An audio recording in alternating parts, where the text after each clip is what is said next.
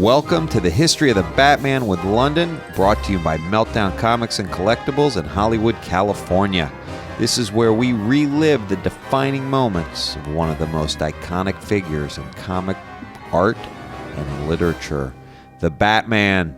My name is Adam Silverstein, and as always, I am joined by Londyn.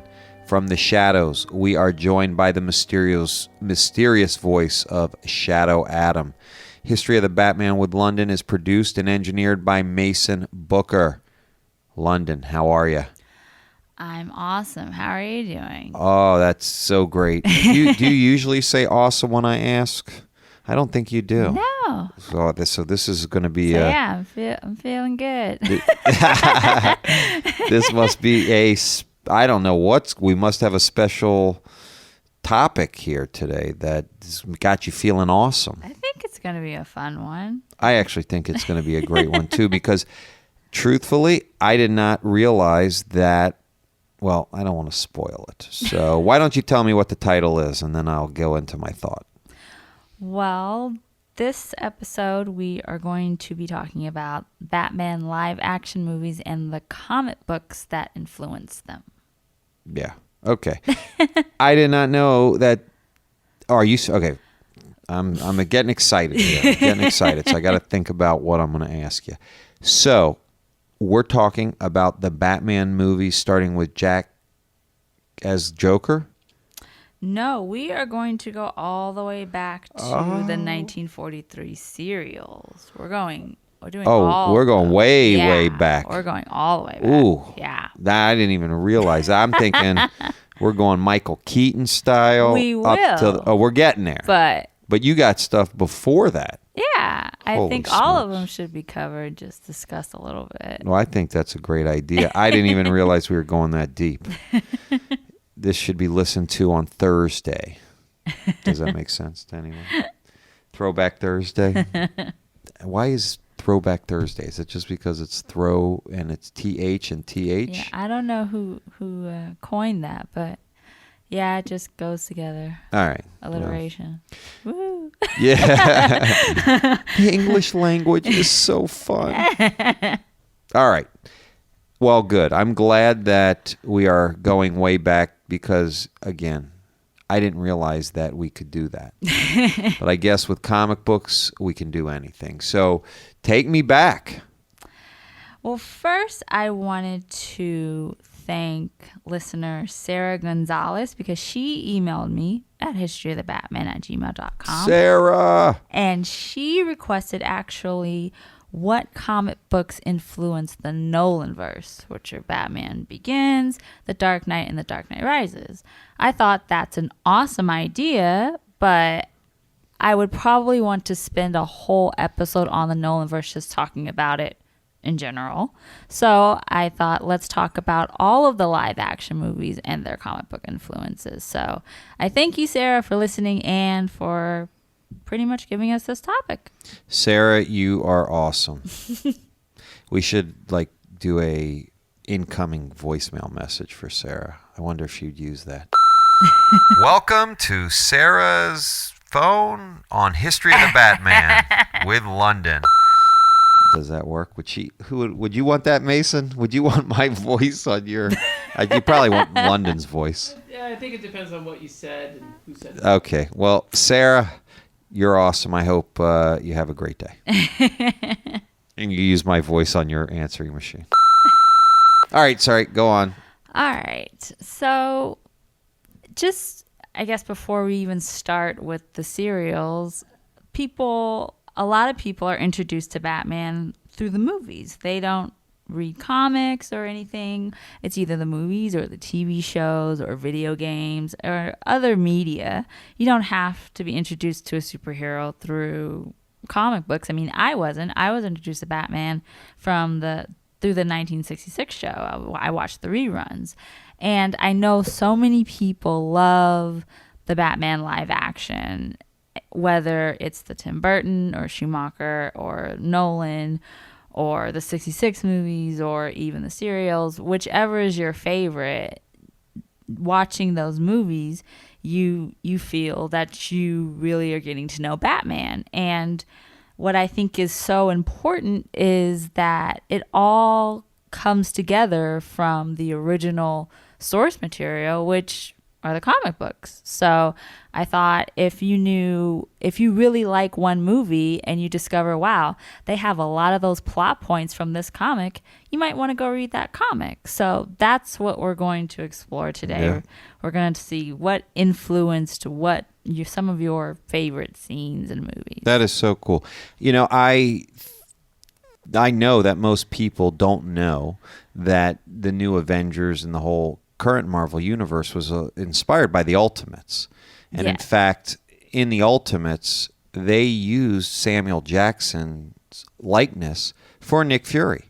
And then he actually became himself. Right? They needed him to play the part because that was the guy that they modeled the first Nick Fury over or after. And I knew that with Marvel because I'd read that stuff. But I am really fascinated the fact that Batman movies are based off of comics. Yeah. I probably should have made that connection, but I didn't. Right. There are some original parts in film that they just came from the movie, but most of it is influenced off of some publication from what I've seen. So tell me how many movies or TV shows or pieces of visual media or motion picture media that we're going to be discussing today. Well, we'll be discussing both of the serials, the 66 film, Tim Burton's 2 films, Schumacher's 2 films, and Nolan's 3. So about 10. Okay. I'm going to. All right. Well, we got to move. Right. It's gonna go. We're gonna flow. We can. Let's hit this stuff. It'll get. I don't want to rush you. Right. I think it'll be more detailed once we go down the line because the earlier ones, it's not as intense, I think, as once you get into the Schumacher and especially the Nolan verse. But I'm interested still. But I thought we should at least include the serials because they were the first. Of course. Of course, they were black and white serials. The first one was by Columbia Pictures. It was a 15-chapter series, and it came out in 1943. And Lewis Wilson was Batman, and Douglas Croft was Robin. Now, within the movie, the villain is kind of a Japanese terrorist type, and just the movie itself, it's influenced not only by the Batman and Detective Comics that were in the late 30s, early 40s, but it was really influenced by the height of World War II. So it's more influenced by actual what's happening outside of comics, but the themes themselves are influenced by World War II, and the costume, however, by Batman's costume, the film itself was low budget. So just starting off of that, you don't have the really fancy Batmobile really stylized Batsuit, but the Batsuit was influenced by his first suit in Detective Comics 27. But that Cal, he looks like an absolute clown. I mean, look at this forehead on that. Yes. I mean, it's folding over. It's almost too big for him. Everything is a little too big. I mean, that looks like a kid put that costume together. Right. It's hard to believe that in Hollywood they would have let that go. Right. But yes, it was definitely a low budget film, so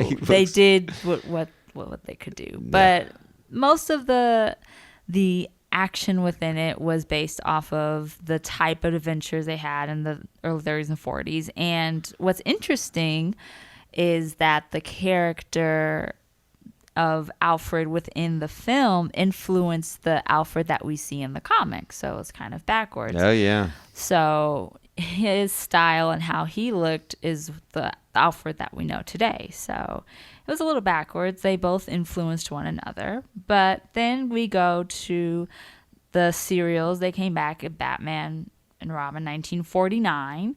And that they were influenced by Batman comics, especially when they introduced Vicky Vale, who originally came out in Batman 49 in 1948, and even the Batmobile. It's still not the fancy Batmobile, but it was still a Mercury, which was designed by Dick Sprang in Detective Comics 142. So they took a little bit of the inspiration from Sprang's design of the Batmobile and tried to place it as much as possible within the film. But once again, these films were kind of low budget, and the costumes were a little not as great or form-fitting as they are now, Right. but they were still influenced by Batman's cape and cowl that he wore in the early comics. So these two, of course, were inspired by the golden age of comics, this period between 1939 and now it'll be the mid-50s.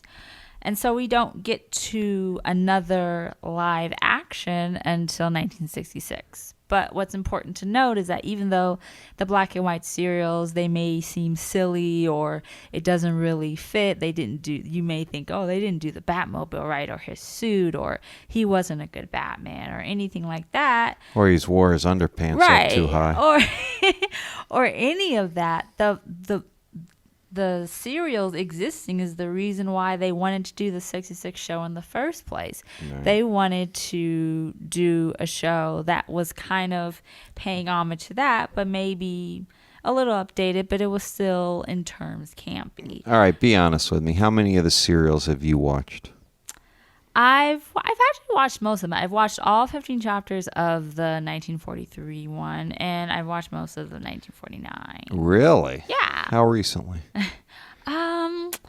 Maybe a few months ago, because you can actually see them all on YouTube if you don't want to go really? And buy them. Yeah. Okay. So they're available? They are available. You can actually buy them. But and are they watchable? I mean, when you're watching them, are you watching them because you're Londyn and you just need to absorb all Batman stuff, or are you watching it for the artistic thing or artistic stamp that it was back in the day? Are you what are you doing? Well, kind of both, because I'm a pretty big black and white silent film buff. I really like that. Mm-hmm. And I wanted to see how Batman was in the 40s as a Batman fan. Right. Because for me, even though I have a particular favorite Batman or favorite movie, I want to see anything that Batman's in. So when I first learned that the serials are actually available, because of course they updated it, especially during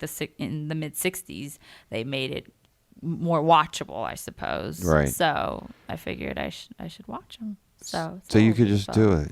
That's just you. That's just me. You are all Batman. So is that your mission ultimately, to absorb all Batman? That would be great. I'm not trying to pressure myself, but I'm like that would be great if I can. Like, I know I'll never be able to read all the appearances of Batman in comics, because that's like 7,000 comics. Yeah, but you've read like 5,000? Yeah. Right. So it's a continued mission that'll probably go on for the rest of your life. Yeah, but that's okay. When you have a spare moment, do you decide, I should do the comic? How do you prioritize reading the comic or watching a show? When I have free time, which it seems like I never do, but especially if I'm talking about something on the page, I always want to try to actually read the comic that I'm talking about. But okay. I know we're not going to bed when we get home. We have Gotham on the DVR, and I know we're going to be watching that before I get to go to sleep. Oh, boy. Yeah, so I love how she keeps Shadow Adam there in the shadows, no matter where she is, just so she has a buddy. But yeah, it's not even like I'm prioritizing. It just feels like, well, this is what I want to do. If I have time, sure, I'll read this or I'll watch this or something. Or even if I'm usually I'll go to sleep on animated series or something like that. It's always... How do you find time for other stuff? I don't. That's awesome. What I want to know is how you do the Instagram posts. Mm-hmm. I mean, because you put out maybe at least two a day. Yeah. And all that writing in there, are you doing that while you're doing something else? Sometimes, yeah, but at night I'll write them before and then I'll put them out. But then sometimes if I don't have time or if something happens And you've recently found Twitter. Yes, I have. And you love it. It's fun. You are crushing Twitter right now. I'm not really used to Twitter, but I like it. It's fun. Oh. So yeah, you guys should follow me on twitter.com/historyofthebatman. I'm always posting something. Yeah, it's great stuff. But that's a recent thing for you. Yeah, I've only been doing it for, I don't even know, like a month or something. Yeah. Yeah, so. Maybe a little longer. A little longer, but. But not much. Yeah. Not before we met. No. You weren't doing it before. I wasn't. You weren't doing it before the podcast. No, I wasn't. So, yeah. So it's it's been more than a month, but yeah, that's new because I was. You're a machine. Is that right, Shadow Adam? Yeah, she's definitely a machine with the posting. Does it get annoying? I refuse to answer that on the basis that it may harm myself. Because it's the most amazing thing. I don't know how. I barely have enough time to favorite all your tweets. I try to read them and keep up with them and keep up with the crazy comments, and she says she reads every comment. I don't know how she reads all the comments because I try to read all the comments sometimes just to make sure that no one's harassing her or anything like that, and it's crazy. I can't keep up. Yeah, I don't even know how to view conversations. I'm still so bad. On Instagram, I read every comment. Well, I know you do Instagram. For Instagram, sure. you pay attention to. And by the way, congratulations for crossing 200,000 followers. That's insane. Thank you. And thanks to all the listeners and followers of Instagram. But, I'm talking Twitter now. Yeah, and you're Twitter, crushing Twitter. Twitter, it's much more calm than Instagram. I think that's why I'm Isn't that crazy? Most people think the opposite. Yeah, it's much more calm. I think what she likes about Twitter is she's getting direct interaction with the creators because when she's mentioning them in the tweets, they're favoriting and responding to her tweets. Okay. And that's pretty cool because sometimes they do on Instagram, but it'll get crushed in all of the rest of everything. But on Twitter, if I Alex Sinclair, he'll retweet it. And I'm like, oh my God, he's retweeting it. So I freak out a little bit. But it's cool. I think I like that. And I think more people now are into linking or communicating through Twitter, at least to start a conversation. Yeah, because you can go back and forth really easily and it won't get lost in other people in that same thread. It's your own separate thing, which I think is cool, especially people who have actually tweeted to me about the podcast and have said, hey, I picked up this book because you mentioned it, and then I can talk to them about it. And so I think that's it's really an easier cool. conversation to handle, to manage. Totally. Yes. And you're also promoting Comics the Movie. I am, which actually is going to be playing on Saturday on Halloween at Kamikaze. Kamikaze? Yes. Wow. So That's LA's own pop culture event. KamikazeExpo.com. Use the promo code MELT and get discount tickets. See Londyn actually on stage. I know. What are you going to be doing? Tell everyone. Well, I'll have more information really soon, actually. But I am going to be a part of a panel that is going to be a battle of the Batman. There will be 10 of us, I believe, and we each will have a specific Batman, and with facts alone, not opinions, we will debate and say why our Batman is the definitive Batman. Cool. So once I know more information and all that, I will let you guys know. You'll tweet it. You'll Yep. Instagram it. I'll say it on here, everything. There but you I'm go. very excited. I get to go on a Batman panel, which is awesome. I get to talk more about Batman. There you go. That's what you got to do. You just do things that involve Batman, and that way you can just talk about it, tweet about it, Instagram about it. You're probably Instagramming right now. No, but I should. Okay, sorry. We Okay. got away from the I know. serials because I'm always going to be fascinated, and I'll continue to ask those questions. But let's get back to the regularly scheduled program. Okay, serials we went over. That was inspired by the original source material, Right. and I don't want to. You go because I don't. Right. It was inspired by the original comics and Batman Detective Comics, and even the outside source of just history, the World War II, and that's how the villains were shaped, and kind of the PC stuff that you can't really say now. It all had an influence on the serials, and the serials influenced the creation of the 66 series, which it came out in January of 1966, the television show, the live action show with Adam West and Burt Ward as Batman and Robin. And then that summer, they made a live action movie, which, of course, at the time, it's said that they were influenced by contemporary comics, which means they were influenced by the Silver Age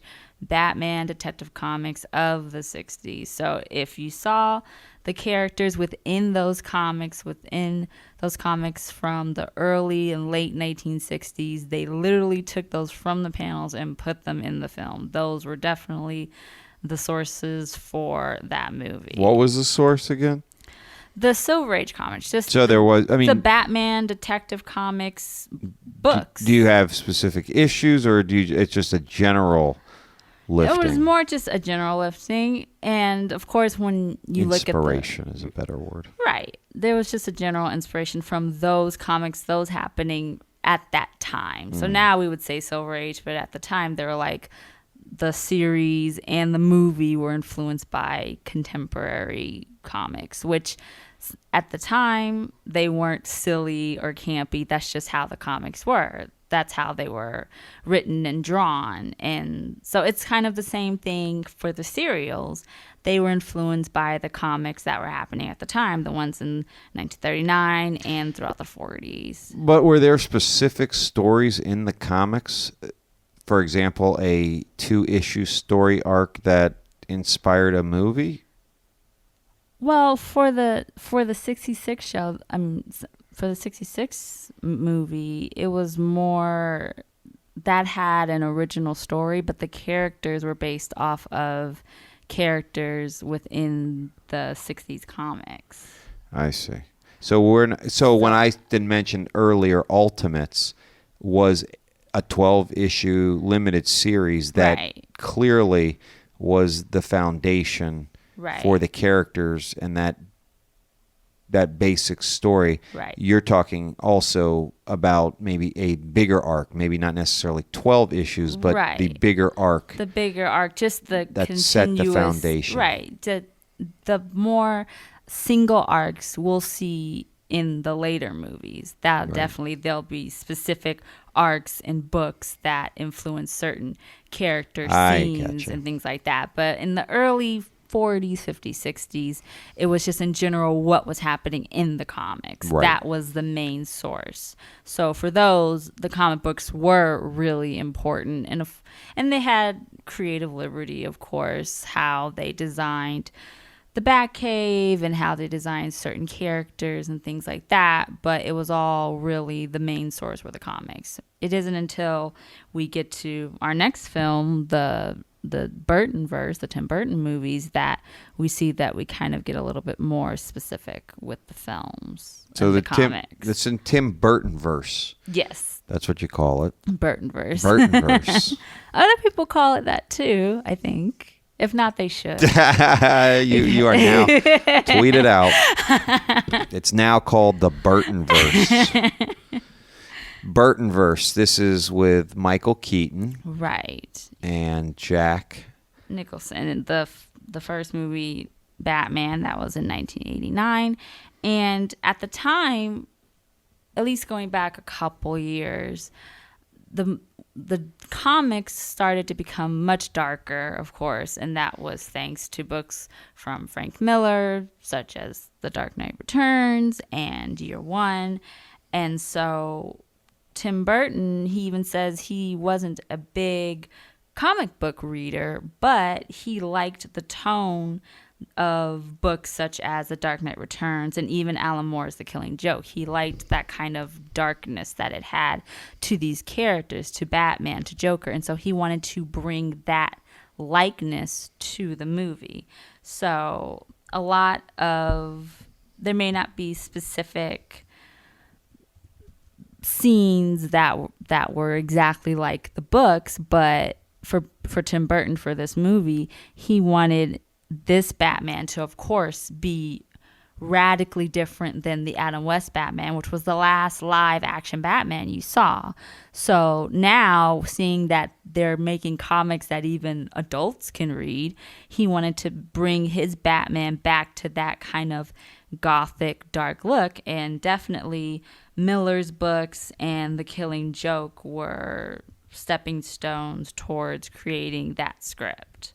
So for the 1989 movie, those two books were definitely the influences. And you'll even see later that for the Jokers, The Killing Joke always seems to be the book that, or at least one of the books that are being used for trying to shape the kind of Joker they are. So it's very interesting. But even going into the Batman 1992, the sequel for Tim Burton, Burtonverse. Yes, the Burtonverse. As we continue with that, and then you still have Michael Keaton and you have all of these new characters. It's a much darker film than even the first one, because Burton began to be influenced by a lot of the early 90s comics. They kind of gave a much darker feel. Like, for example, the first arc in Legends of the Dark Knight, the second arc actually, that was by Grant Morrison, that's called Batman Gothic, or Peter McGillen's Batman Dark Knight Dark City, or even when the Elseworlds, Doug Moench and Kelly Jones, Batman and Dracula Red Rain, those books that kind of had that gothic dark feel, they wanted to incorporate that into Batman Returns. And I think that's why we have the type of Penguin you see in Danny DeVito and Michelle Pfeiffer's Catwoman, and just the whole feel of it gave it a much more bleak tone. And those books definitely were an influence. But then the drawback, of course, was that it wasn't marketable to kids, and that's why the whole Tim Burton left the project, and that's how we come to the Joel Schumacher films. The Schumacher-verse. Yeah. Yes. Doesn't roll off the tongue. Like Burton-verse. Right. But some people don't even want to talk about Schumacher, so maybe that's But not you. But not me. You hit that head on and talk about it. Talk about everything. It happened. It happened. This was the jump the shark moment. Mason's like, no. But you know what? Here is the importance of this Schumacher-verse. That was only a one shot because no one wanted to go see his second Schumacher. But here is the main point in my mind, that after that movie, it essentially destroyed superhero films for the next decade, probably. Yeah. There was really nothing coming. People were scared to death to touch superheroes because no one wanted to see nipples on plastic costumes, among other things. And then it took Avi Arad to start shopping the Marvel characters, and he started with Blade. Mm-hmm. Yeah. And brought it back. Once Blade showed success, Then he got X-Men made, right? Right. And then after that, it was, okay, we got to get Spider-Man. When Spider-Man blew the doors off everyone, that set everything in motion. And DC said, we got to get back in this game because this is crazy. Right. And brought probably what you're going to talk about after Schumacher is the, Nolan verse. Right. Which Yes. many people argue that are three of the best superhero movies or the best verse, maybe. Maybe. But three of the best group of movies of all time. Yeah, people say that's one of. Some people would argue that the trilogy is one of the best trilogies. Some Right. people say that it's the best, but I'm like, no.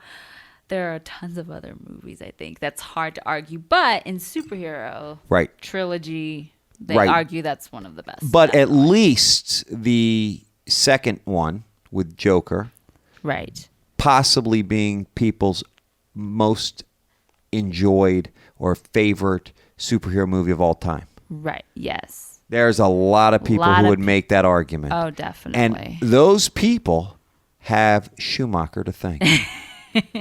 Right? Right. Because they had to step up their game to combat what Marvel was doing, and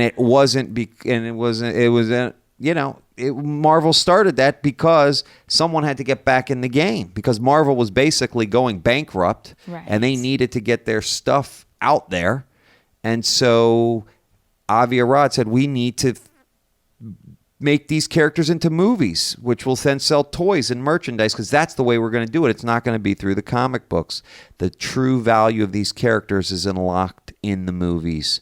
And he saw that, but no one else was touching these things because of Schumacher. Yes. Okay, so get into Schumacher and why he's important in your mind for the Batman purpose. Besides, yeah. Well, at least for what we're talking about today, Schumacher actually based his films on comics. He based it on the Dick Sprang era, the 1950s, 1960s TV series, made it much more much lighter, kid-friendly, and that's pretty much going off of DC Warner Brothers saying Batman Returns was way too dark. We can't market it. We can't sell it to everybody. We want everyone to see our film.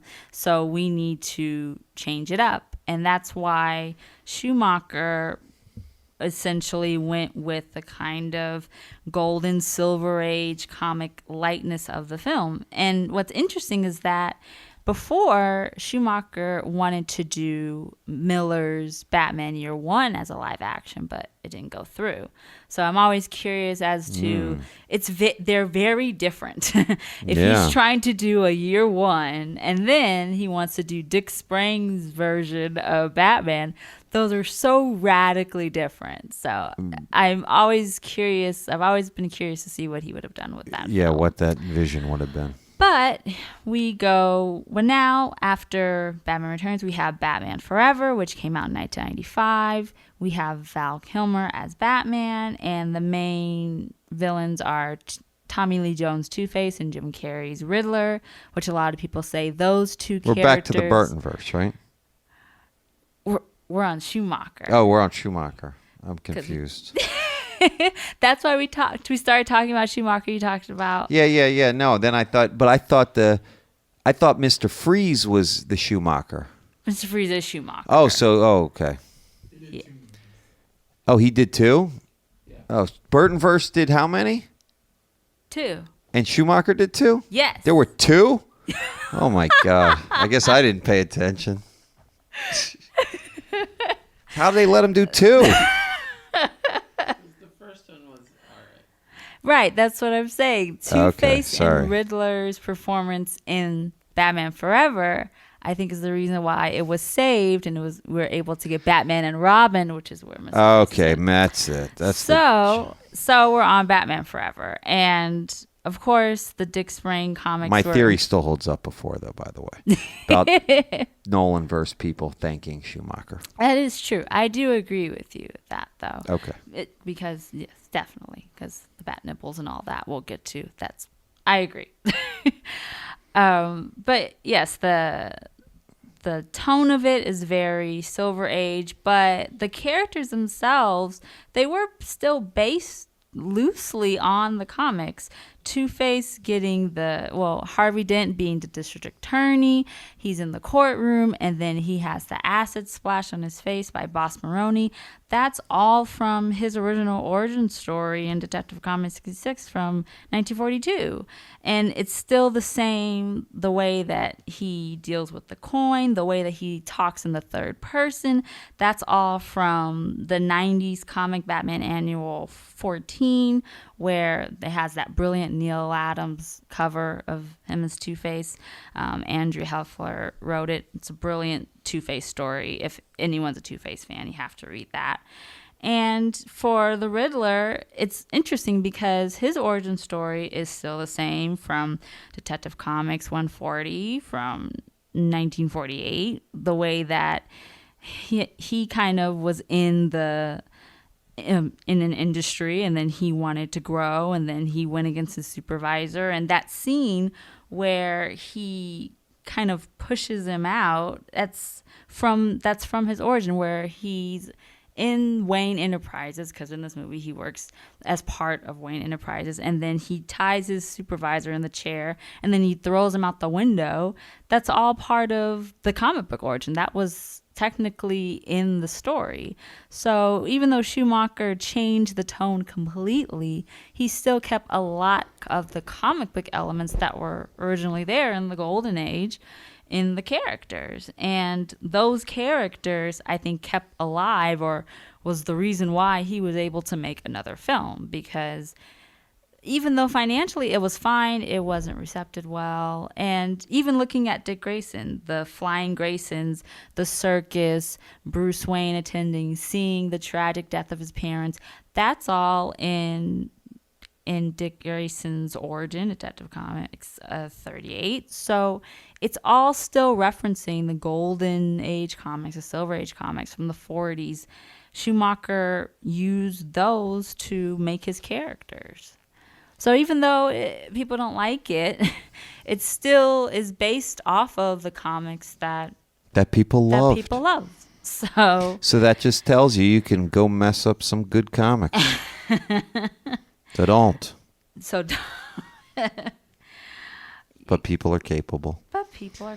Well, it's really anyone's vision. Plus, I believe when you have Hollywood's corporate side, right, pushing and molding and not really knowing stuff. Mm-hmm. I think one of the things that you find now is that Hollywood has said comic book people actually know how to do stuff. And we can trust them with these Hollywood films.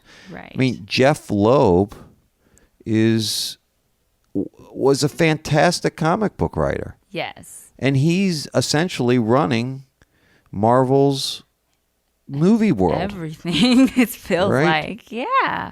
But he's a fantastic writer. And one of my favorites. It just seems like if you do not keep the integrity of the character any longer, you will get ripped to shreds. Mm-hmm. Definitely. You know, you come out with Halle Berry's Catwoman, and no one will see it because no one knows who that is. Right. It's not the Catwoman that everyone knows. You could even if it's Halle Berry. Right. She is one of the most attractive women in the past 50 years. Right. In media. And that movie was a stinker. It was. And not even I'm sure. Oh, did you rip on it a little bit? A little. Ooh, positive. But I did read. Oh my God. No, I did read that it was very, very loosely based off of DC Comics Catwoman. That they really took a lot of liberty and did their own thing. That's the only reason why I'm like, Okay. You will still see the light in that. wasn't. Wow. Could you watch that one all the way through? I have. Okay. You forced yourself, didn't you? Because I tried to think of it, because people think when they watch that movie, if they do or when they did, I think they tried to put it in the context of DC's Selena Kyle. She's not Selena Kyle. Right. So if you watch it, it's just a regular action, adventure, whatever movie, then sure. It may be okay. But if you put it in that context, you're like, this is awful. Right. Yeah. Okay. That's a very positive way. Once again, you turn the dark into light, which is crazy because your character that you love so much turns the light into dark. He needs you, by the way. Batman does.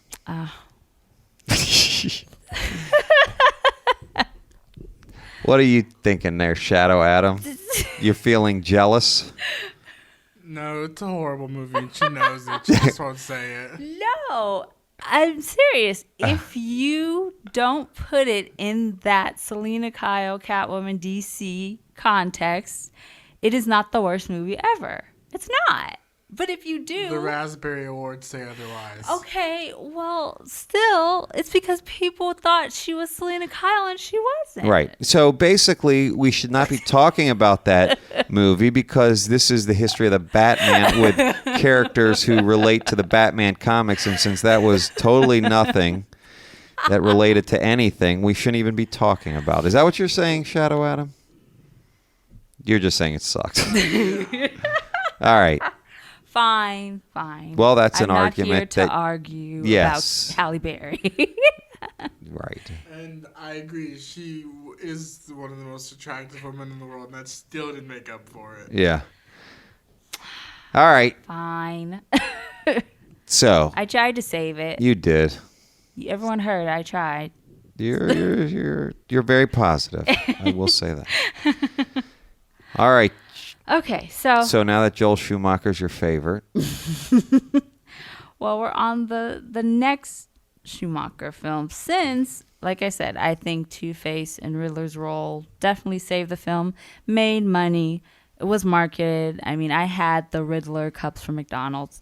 It totally sold way more than I think the Batman Returns Tim Burton. So I understand. So they made a Batman and Robin in 1997, and there was a new Batman. George Clooney is Batman, and of course, everyone says that Clooney is the worst Batman, but I really do think it was more the writing and kind of the Mason shaking his head at me. But no, I think that George Clooney is the perfect Bruce Wayne.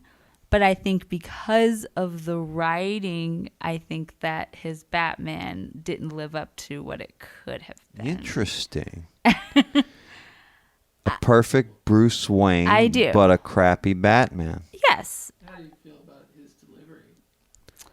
Mason's asking about his delivery. Well, he's in the mindset of the Oh my God. Mason got so Are you upset. ready for this reenactment?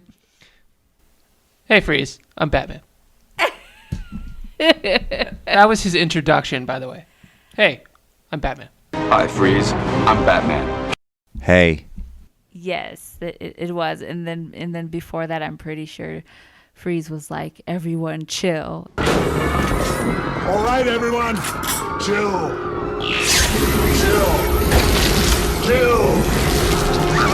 And that just kind of culminates what the whole movie is, really a whole bunch of puns. The Iceman cometh. What killed the dinosaurs?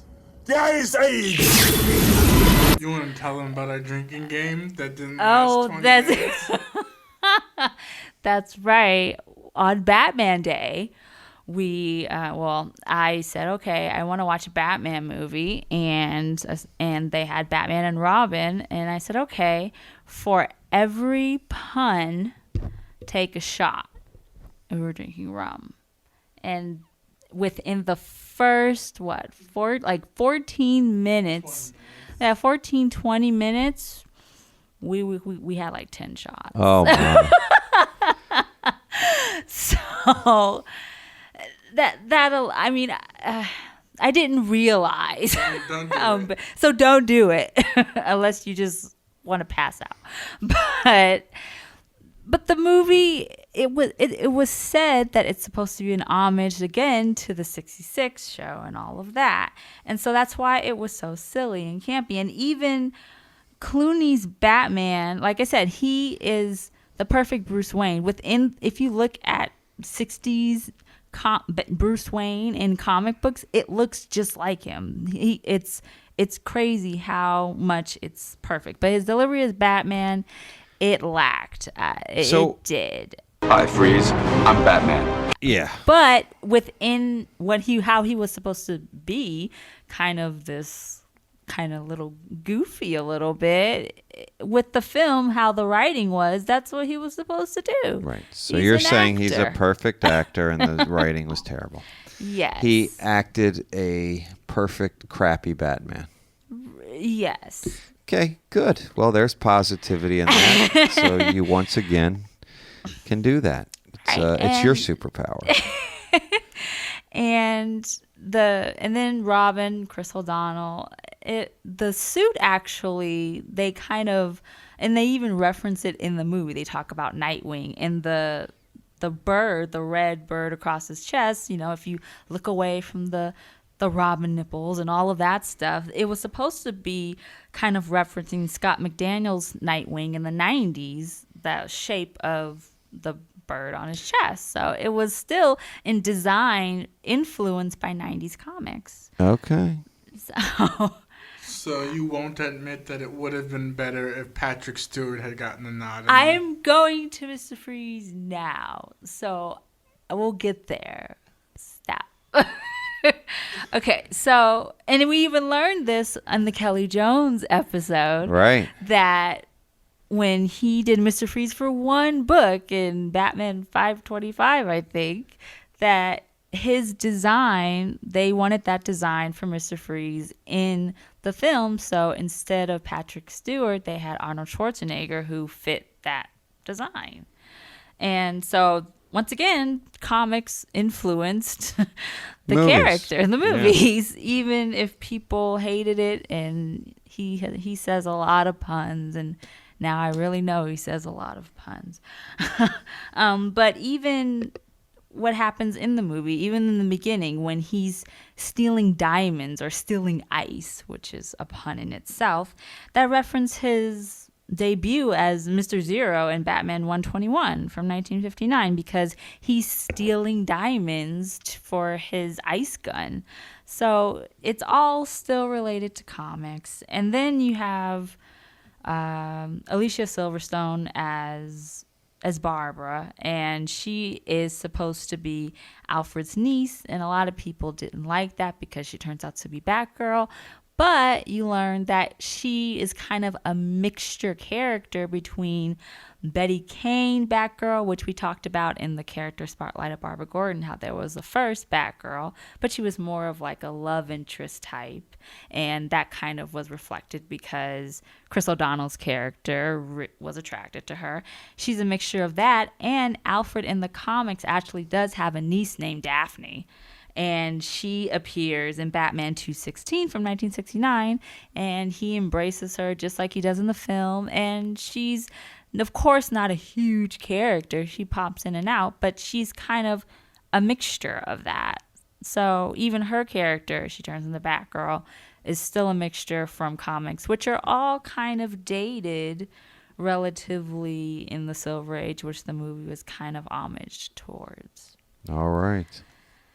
Well, there we go. More influence coming straight from the pages. Yeah, and even things like Alfred being sick, because in that movie, he's sick. That's kind of mirroring when Aunt Harriet was sick, and then they had to go to Mr. Freeze to help, because he had a formula to help her because she needed cryogenics. That's from a comic, it's a Detective Comics book. And then you even have just Poison Ivy, Uma Thurman. She is influenced by kind of her her debut, which was in I think 1966, and it was in Beware of Poison Ivy when she influences Batman. She's like, come away with me, and she kisses him, and that's kind of the dynamic where Batman and Robin kind of fight over her because they're under her spell. And then we have Bane, and that's probably the hardest to swallow. to swallow, since Bane is my favorite. But I'm sure they had some type of Let's skip that Bane. You want to skip that Bane? I'll tell you why. Because we're going to talk about Bane again. We are. And I know you're going to be positive about that one. Yes. I don't want you to get down.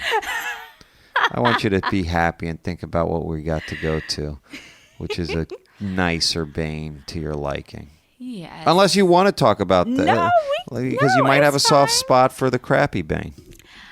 Bane is my favorite, and even though he isn't the Bane that I wanted him to be, because it's definitely not equal to his Nightfall persona, I was just happy that they did have Bane. But of course, yes, when we get to the Nolan verse and we get to Bane there, I'll have some notes and be a little bit more positive. Good. So are we on the Nolan verse now? Yeah, we're here. So for Sarah Gonzalez, that hopefully she's listening. We're at the part she wanted to talk about. Sarah, it's all for you. So, like you said, it led to Christopher Nolan taking over, and we have Batman Begins in 2005, and Christian Bale for all three of the films we'll talk about is Batman, and it's... Who's that villain? Well, in Batman Begins, it's Scarecrow. Okay. So, and Batman Begins has a lot of comic influence, actually, but the biggest one, probably the most heaviest one, is Frank Miller's Batman Year One, because Batman Begins technically is a Year One story. It's a story.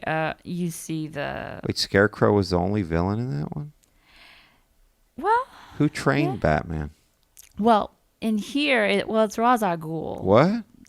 Which always... How did you just say that? Though father's name was pronounced Raish, not Ras, a common mistake. Oh, my goodness. I just was setting that up. Boy, you fell for that one. I was not even... That wasn't even in my thought process. Yeah, Mason's going to fine. enter the clip to just prove his point. Okay. But well, I was I'm not helping you, even, Mason. I'm not even going to say it. I'm just going to say Liam Neeson. You know what? Oh, yeah, do it. Yeah. Why are you going to talk about the actor?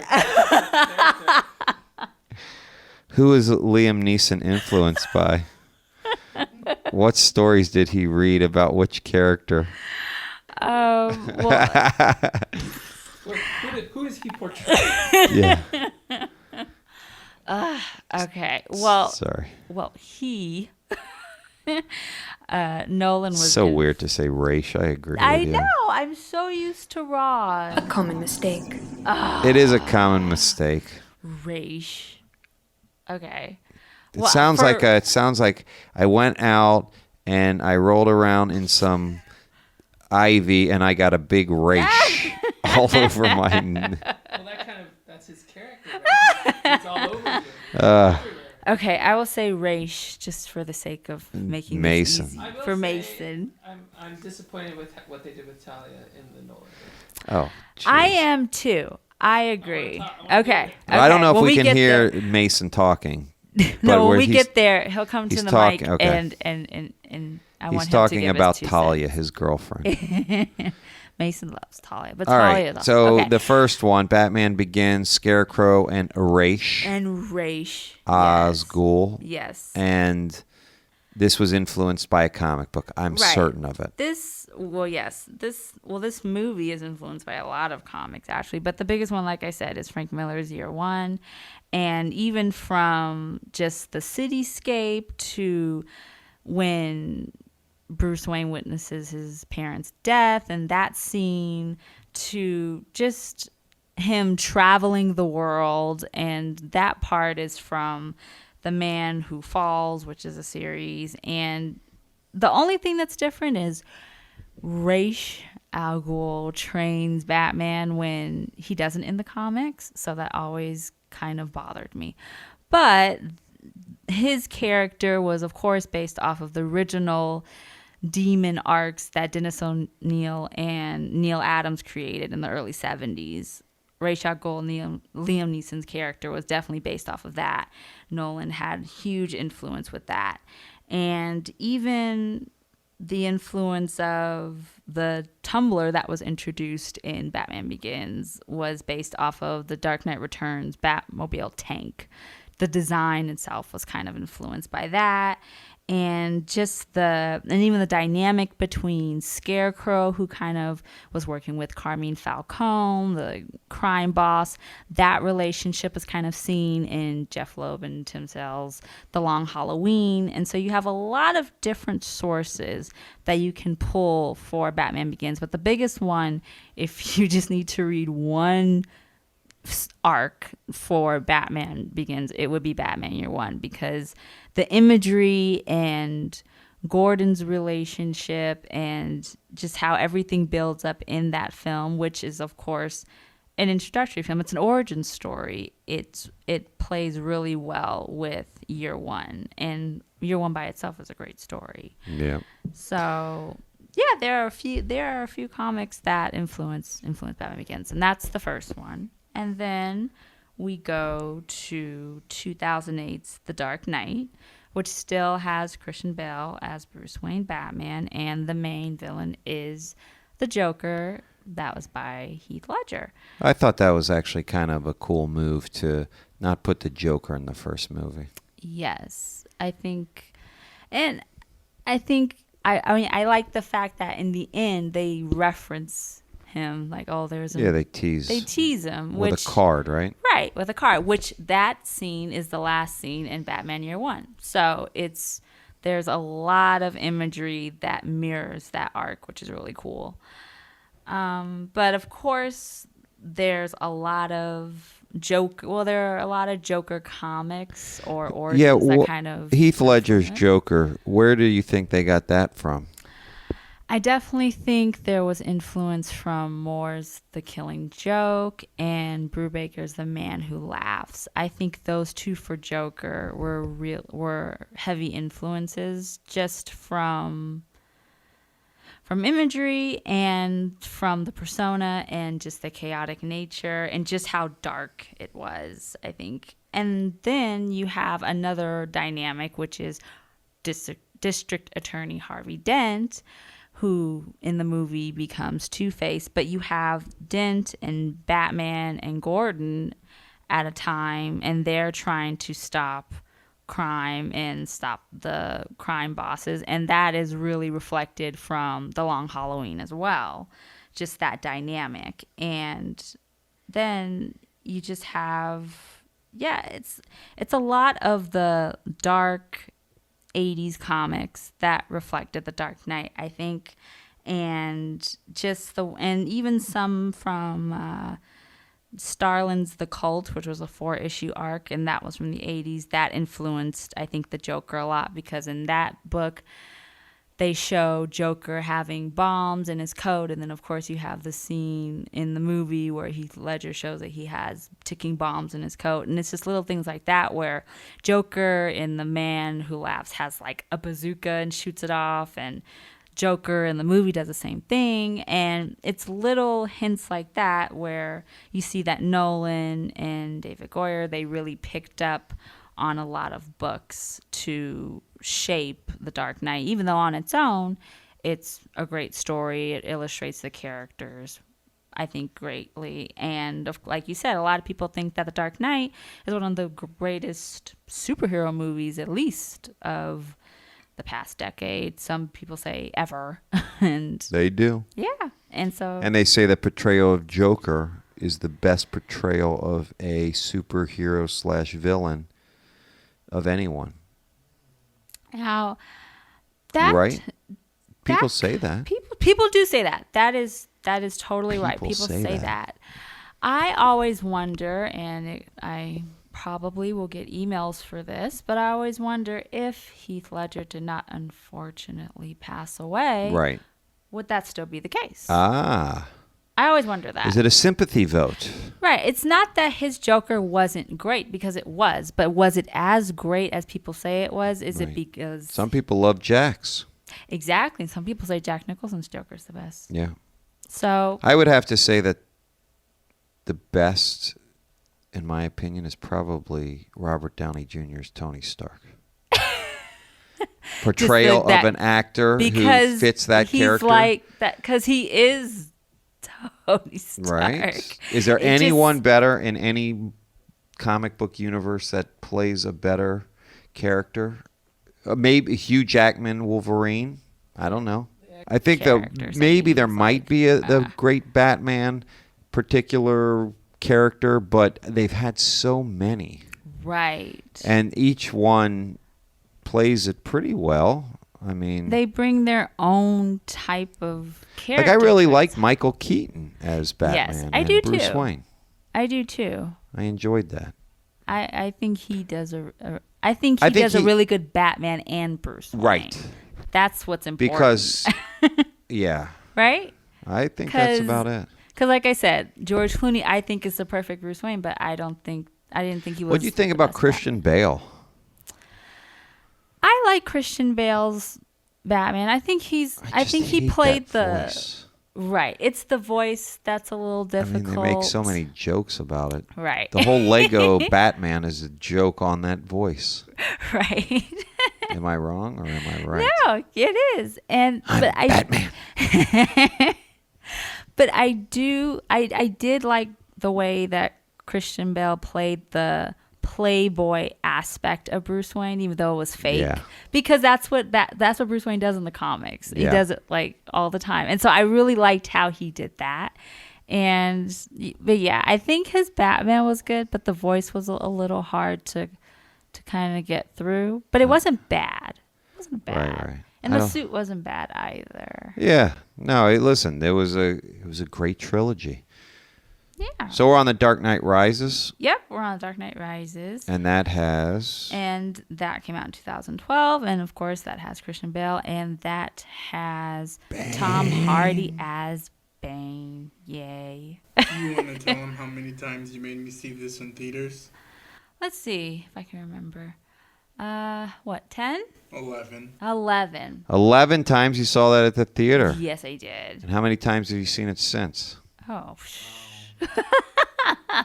I don't know. I watch it all the time. I put it on all the time. Is that your favorite movie? That is... Because of Bane? Because of everything? That live action, that's my favorite movie. Ooh. Yes, but my favorite Batman movie is Batman Mask of the Phantasm. Wow, the animated. Yes. So I always have to say live action, because live action, this is my favorite. I gotta watch Mask of the Phantasm that again. Is awesome. I saw that in the theaters.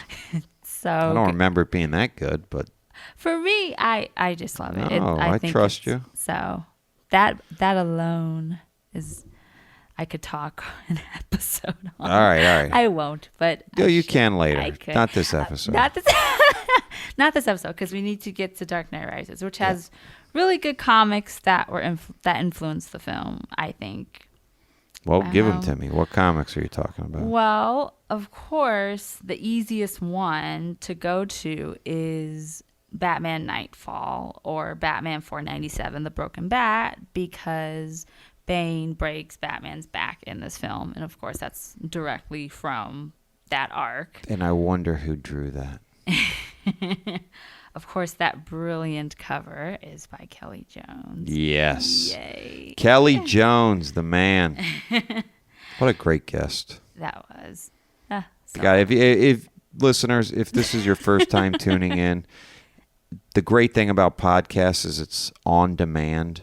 So go back and listen to the Kelly Jones interview, because that guy was awesome. He was. What a great guy. And he was so nice. Very nice.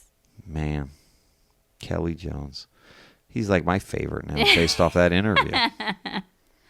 He really does. I mean, you brought to light. I just want to commend you because I thought you did a great job on that. Thank you. I've gone back and looked at his artwork and then taking that in context with the way he talked about it, it makes it even better. Yeah. What a great guy. Like you can really great artist. see why his work looks the way it does. Oh, yeah. It's very awesome. It is the great thing about having some interviews sometimes is that you really kind of get into the mind of where these artists are coming from and how they Right. interpret Batman. Right.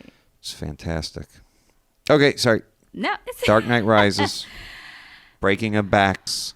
right. Bane. So, Bane, that's definitely one. If you look at No Man's Land was a really huge, I think, part of it because it was the city once Bane put all the bombs off in the city and then pretty much the U.S. quarantined it kind of like No Man's Land. And so the imagery itself and the storyline definitely matched that arc. And the same thing with the cult, with the policemen being trapped underground and kind of this underground army that Bane had. That's definitely an influence. Even if you think about it, when Batman in this movie between The Dark Knight and The Dark Knight Rises is supposedly 8 years, and Batman has gone away from the public eye. So when he comes back, when he returns, he's weak and his bones are brittle and everything, and it's the return. And so kind of in a way, The Dark Knight Returns reflects that. And even in the movie when Christian Bale is fixing his leg, he fixes it the same way in Miller's Dark Knight Returns, fixing his arm. And it's kind of a return of the Batman. It's not that it's 8 years is still a long period of time from doing crime fighting to going back to the Cape and the Cow. So that in itself is an influence. And even when he's on the Bat Pod and he's racing down the streets and he comes back for the first time that night and they say it's the return of Batman, that chase scene is really mirrors Paul Pope's Batman Year 100, which is a great arc in itself too. So there are a lot of different comics, I think, that influenced Dark Knight Rises. Of course, Nightfall, No Man's Land, The Cult, Year 100, Dark Knight Returns, all of those, I think, really helped shape this movie. And now, going to the next live action Batman movie is going to be Batman versus Superman: Dawn of Justice. And all indications look like it's it's definitely influenced by The Dark Knight Returns. Yeah. Miller's Dark Knight Returns, they're not hiding it. It's not an Easter egg. It's definitely look at the suit, look at the symbol, look at the age of Bruce Wayne. Look at everything, his character, just everything is very influenced. Everyone is now curious to see, well, there's so much influence on Batman Bruce Wayne from Miller's Dark Knight Returns. What influence is it going to be on the Batman versus Superman part? Of course, that's what everyone's asking. They're wondering if it's going to be anything like the book, all like the book, none like the book, because you can't really do the book in its entirety because you need to continue the cinematic universe. Right. And Batman, I'm sorry, he can't die and then come back and then have his own army of sons of Batmans underground and not be fighting with the Justice League, which is supposed to be forming in the next films. Right. So are people already moved on to the Ben Affleck Batman solo movie and speculated as to what may be the influence to that, or are they still stuck on Batman Superman? I think they're still stuck on Batman Superman. I think people are still wondering if Ben is going to co-write and direct the solo films. I don't think I'm sure people are wondering who's going to be the first villain, even though you would think that somewhere Joker's going to be in there because Suicide Squad Joker appears and we know that he's part of Batman. So it's kind of hard to see who's the next Batman rogue that we would see. But I think people are still stuck on Batman versus Superman. I think they're really trying to piece everything together, everyone wants to figure out the plot before they see it. I want a new trailer, but I'm going to assume I won't get that till Christmas. Did anything come out at New York Comic Con about this movie? For the movie, there was more detail about designing the costumes by Right. But anything story driven? But story driven, not really. There wasn't any like They're making you trailer. wait now. I know, but if it comes out March 25th of next year, God, I so know. long. So I'm going to assume that we wouldn't see any footage or trailer probably around Christmas because that's kind of the midpoint of where we are right now because like 6 months. So There you have it. months. That's my guess. I don't know what Warner Brothers is doing, and everyone is just impatient. Right. I'm impatient because it should be good. All right, give me a Dark Knight. Are we done, by the way, with the movies? Yes. Okay. Can you give me a Dark Knight 3 update? Well, you can listen. Wouldn't it be hilarious if people start saying Ben Affleck's Batman is the greatest rendition of Batman of all time? Could it happen?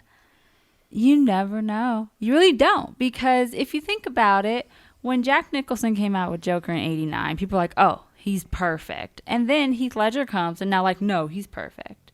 So if Michael Keaton's was, oh, that's the definitive Batman. Well, that's not the definitive. That's the best so far. There's a Batman out there that's better. I don't know if it's Ben Affleck. I mean, he wasn't the perfect Daredevil, I'll tell you that right now. But he might. But he might be the perfect Batman. He might be. I hope he is. I think he'll do a good job. Like I said, I'm always optimistic, especially when you don't have that much to go off of. Because that'll justify Mason having his poster still on the wall of Ben Affleck. That's a falsehood. Yeah. All right. Let's try. Yeah, sorry, Mason. All right, so Dark Knight 3 update. Can you give me anything on that? Let's see. Anything you didn't tell me last week that you know of? As of now, it's more just people are getting excited for the variants coming out. I think except the slipcase and just trying to get more information about the plot, I think. Right. Do you know anything about the controversy of the Superman drawing that Frank Miller did? Oh. The outline his genitalia? Yes, that is. Is that an actual outline of the genitalia? I didn't inspect it that Once closely. it is seen, it cannot be unseen. Oh. So, like, if you look it's like at the it. Supreme Court. You know pornography when you see it. But it's when I first saw the entire image, I didn't go straight there. But when someone was like, "Hey, look," then I looked, and now it's just there. It's there, and that's where your eyes go. Right? Because I didn't see that. I just saw a very cartoonish rendition of Superman. It's Superman's own Adam, not ADA. So, yes, I have read articles and stories about that, but I really don't think that was Miller's What he intended to do. intention, of course. Although Frank Miller, he's an ornery dude. Maybe. He might He be may like, come out and say, you know what, I sure did. Yeah. Okay. Have you heard anything from him, what he's said about this? I haven't heard one thing from him. No, I don't think I've heard from Jim Lee. I've heard from that one. we're looking at the picture. Yeah, sorry. Everyone should look on the picture. Go right.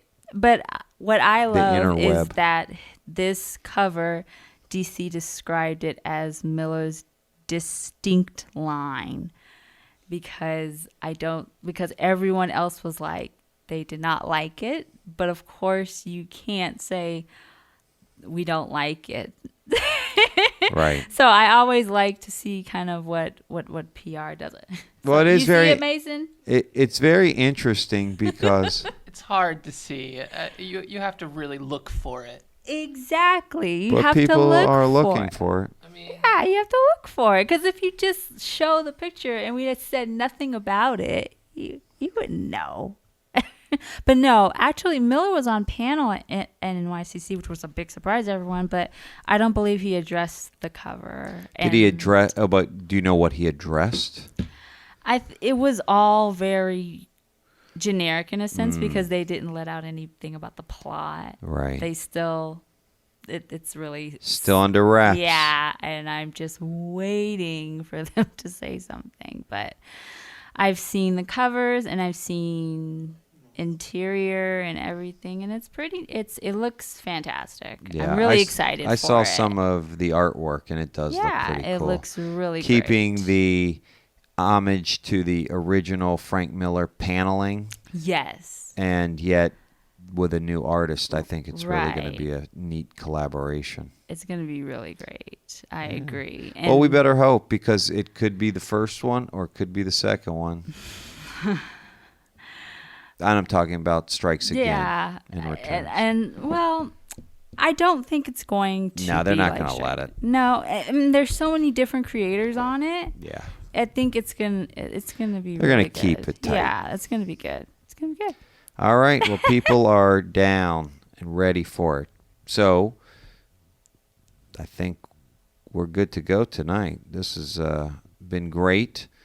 Any other wonderful things that you need to ask Londyn about, listeners? You can reach her at historyofthebatman@gmail.com. Send me if you want to talk about other influences on the films, or if you have topics of your own that you want to hear on the podcast, or any questions and comments. I read it all. So you can email me at historyofthebatman@gmail.com. You can reach out to me on Instagram at instagram.com/historyofthebatman. Reach me on Twitter. I am new to Twitter, but it's fun. Yes. So reach out at twitter.com/histofthebatman, and I'm on Facebook. So reach out to me at facebook.com/historyofthebatman. So yes, I read every comment, yeah. email, tweet, everything. So and our girl Sarah can attest to that. yes, and thank you, Sarah. I hope that this is what you were looking for and you enjoyed this episode. And thank you so much for emailing me at historyofthebatman@gmail.com. Awesome. Well, thank you once again, Londyn. I just like to tell all the listeners right now to go on the internet. Go to kamikazeexpo.com. Sign up for tickets. I don't know if you sign up for tickets, but you go buy the tickets. You enter the promo code MELT, MELT, and who are some of the people that are going to be there that are related to Batman, Londyn? That are going to be At Kamikaze. Well, Grant Morrison. Oh, yeah, that guy. Yeah. Mike Mignola. What about Jim Lee, who Jim just got Lee's announced? gonna be Didn't he have there. something to do with Yeah, Batman? just a little bit. Even Stan Lee reimagined Batman, which we learned last there's week. There's going to be tons of amazing creators, cosplayers, everything. It's going to be a huge Halloween party. You're on a panel. I'm on a panel on Halloween. I mean, this is the gonna be place to fun. be. So come Kamikaze, enter the promo code MELT, MELT, and get discounts on your tickets. Also, here at Meltdown in Hollywood, there's all kinds of stuff going on. Check out meltcomics.com to figure it out. We also have a wonderful newsletter that we are now sending out that really breaks down what's going on, what you missed, and how you can get involved. One of the things you can get involved with is Meltthology. It's a monthly comics jam at Meltdown. It's the every third Tuesday of the month. Here's how it works. Show up at Meltdown at 7 p.m. Draw a page of whatever you want at 9:30 p.m. The artwork is collected, and so is $3. Because when you come back the next month, you'll get a complete zine with everyone's contributions inside. There is no set theme, and all skill levels are welcome. Just come, draw, hang out, meet new people. It is awesome, and I highly recommend it. Also, there's Meltdown University. It's actually a school at a comic book store. So you go there, they teach you the skills to make comic books. Some of the current classes include creating comics, drawing comics for kids, which my kid is in and loves it, and the art of inking.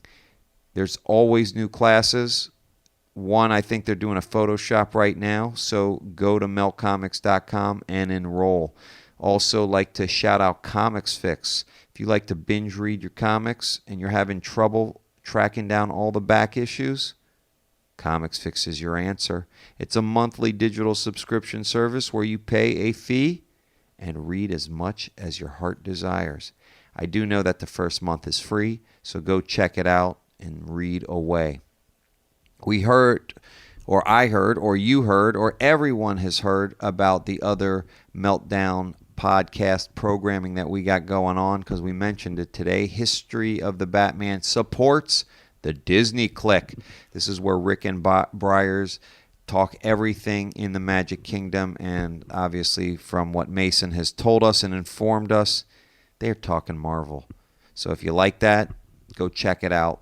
I'm sure they're talking about Star Wars. I'm sure they're talking about new Pixar movies because Disney seems to be running things. So go check it out. Also, there's Meltcast 3.0, where Melt employees talk new comics and get into other shenanigans. I keep on saying shenanigans.